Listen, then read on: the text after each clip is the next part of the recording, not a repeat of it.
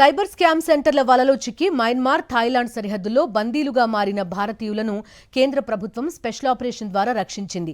C-130 విమానంలో 270 మంది ఢిల్లీ చేరుకున్నారు. ఇందులో 14 మంది తెలంగాణ వాసులున్నారు. 11 మంది ఆంధ్రప్రదేశ్కు చెందిన బాధితులు ఉన్నారు. విజయవాడ, విశాఖపట్నం, కడప, గుంటూరు ప్రాంతాలకు చెందిన వీరిని ఢిల్లీలోని AP Bhavan resident commissioner receive చేసుకున్నారు. రేపు స్వస్థలాలకు పంపనున్నట్టు తెలిపారు. ఒక ప్లేన్లో దాదాపుగా 135 మంది ఢిల్లీలో రావడం జరిగింది. ఇందులో 11 మంది మన ఆంధ్ర వాళ్ళు ఉన్నారు.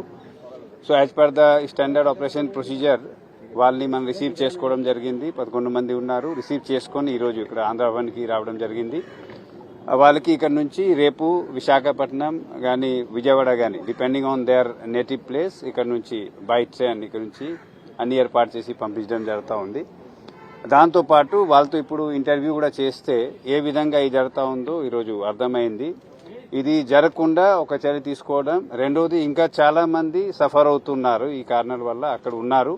వాళ్ళని కూడా రెస్క్యూ చేయడానికి ఇక్కడ మినిస్ట్రీ ఆఫ్ ఎక్స్టర్నల్ అఫైర్స్ సహకారంతో అక్కడ ఉన్న ఎంబసీ సహకారంతో ఈ కార్యక్రమం ఇంకా కొనసాగుతాయి. వ్యవస్థీకృత సైబర్ మోసాల నెట్వర్క్కు భారతీయులు బాధితులుగా మారారు.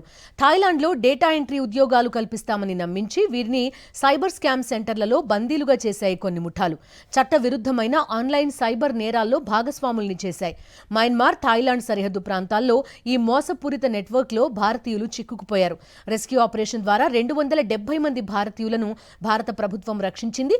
ప్రత్యేక విమానంలో ఘజియాబాద్లోని హిండన్ ఎయిర్ బేస్కు తీసుకొచ్చింది. ఆయా రాష్ట్రాలకు చెందిన రెసిడెంట్ కమిషనర్లకు అప్పగించింది.